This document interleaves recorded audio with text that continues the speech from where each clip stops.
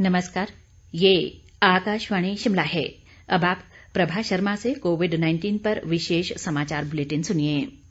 कोविड-19 महामारी के करीब 30 संभावित टीके उद्योग और अनुसंधान संस्थानों में विकास के विभिन्न चरणों में हैं। केंद्रीय स्वास्थ्य मंत्री डॉक्टर हर्षवर्धन ने कल लोकसभा में एक लिखित उत्तर में बताया कि ये टीके नैदानिक परीक्षण से पूर्व के और उसके बाद के चरणों में हैं। इनमें से 3 टीके प्रथम, द्वितीय और तृतीय चरण के परीक्षण के दौर में पहुंच चुके हैं, जबकि 4 अन्य अग्रिम चरण में हैं। उन्होंने कहा कि टीकों से जुड़े अनुसंधान संस्थानों के विकास, नैदानिक परीक्षण सुविधाओं की स्थापना और विनियामक दिशा निर्देशों को अधिसूचित करने के लिए भी सरकार की ओर से मदद दी जा रही है। डॉक्टर हर्षवर्धन ने कहा कि बायोटेक्नोलॉजी विभाग ने कोविड-19 के लिए 5 राष्ट्रीय बायो रिपोजिटरी बनाई हैं।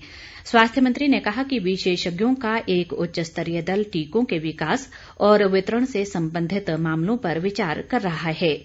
उन्होंने कहा कि टीकों का वितरण और कोरोना वायरस टीके लगाने का काम उनकी उपलब्धता पर निर्भर करेगा। केंद्रीय गृह मंत्रालय ने सभी राज्यों से कहा है कि वे ऑक्सीजन ले जाने वाले वाहनों की बेरोक टोक आवाजाही सुनिश्चित करें, क्योंकि कोविड रोगियों के उपचार में ऑक्सीजन की महत्वपूर्ण भूमिका है। राज्यों के मुख्य सचिवों को लिखे पत्र में केंद्रीय गृह सचिव अजय भल्ला ने कहा है कि सरकार को मिली जानकारी के अनुसार कुछ राज्य अपने अपने क्षेत्रों में स्थित विनिर्माण इकाइयों से ऑक्सीजन की अंतर्राज्यीय आपूर्ति पर रोक लगाने की कोशिश कर रहे हैं। उन्होंने कहा कि कुछ राज्य अपने यहां स्थित विनिर्माताओं और आपूर्तिकर्ताओं को आदेश दे रहे हैं कि वे ऑक्सीजन की आपूर्ति राज्य में स्थित अस्पतालों तक सीमित रखें।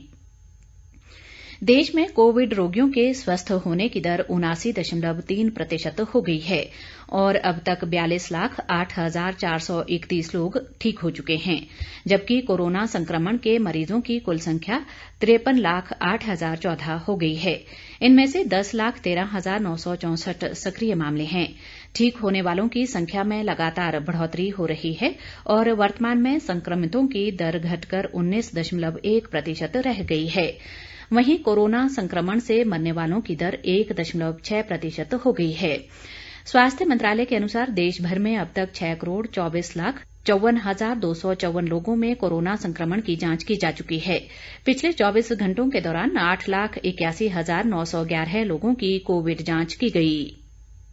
प्रदेश में कोरोना वायरस के मामलों में वृद्धि जारी है और ये संख्या बढ़कर 11,622 हो गई है। पिछले कल प्रदेश में 432 नए कोरोना मामले सामने आए हैं। ऊना जिले में सर्वाधिक 82 कोरोना मामलों की पुष्टि हुई है।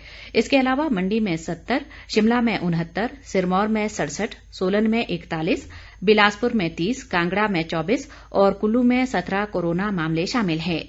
स्वास्थ्य विभाग द्वारा जारी हेल्थ बुलेटिन के अनुसार मौजूदा समय में प्रदेश में 4,400 से अधिक कोरोना रोगी उपचाराधीन हैं, जबकि 7,000 से अधिक कोरोना मरीज अब तक स्वस्थ हो चुके हैं। राज्य में कोरोना से अब तक 108 लोगों की मृत्यु हो चुकी है। केंद्रीय स्वास्थ्य व परिवार कल्याण मंत्रालय ने कहा है कि भारत में कोरोना से मुक्त होने वालों की संख्या अमेरिका से अधिक हो गई है। मंत्रालय ने एक ट्वीट में बताया कि देश में 42 लाख से ज्यादा लोग कोरोना से स्वस्थ हो चुके हैं।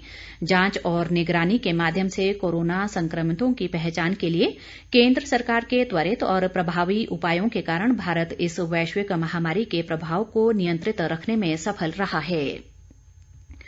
देश में इस वर्ष मार्च तक पीपीई किट का कोई निर्माता नहीं था, लेकिन सरकार के प्रोत्साहन से अब इन किटों के 1100 से अधिक स्वदेशी निर्माता पीपीई किटों का निर्माण कर रहे हैं। उनमें से अधिकांश सूक्ष्म, लघु और मध्यम यानी एमएसएमई क्षेत्र से हैं। केंद्रीय कपड़ा मंत्री स्मृति ईरानी ने लोकसभा में एक लिखित उत्तर में कहा कि मई 2020 के मध्य तक कोविड-19 के लिए पीपीई किटों की उत्पादन क्षमता प्रतिदिन 5 लाख के शिखर को छू गई थी। 13 सितंबर तक स्वास्थ्य और परिवार कल्याण मंत्रालय की खरीद इकाई ने सरकारी अस्पतालों में स्वास्थ्य कर्मियों के उपयोग के लिए HLL लाइफ केयर लिमिटेड को कुल 1,42,00,000 पीपीई किटों की आपूर्ति की। इसके साथ ही ये समाचार बुलेटिन समाप्त हुआ। नमस्कार।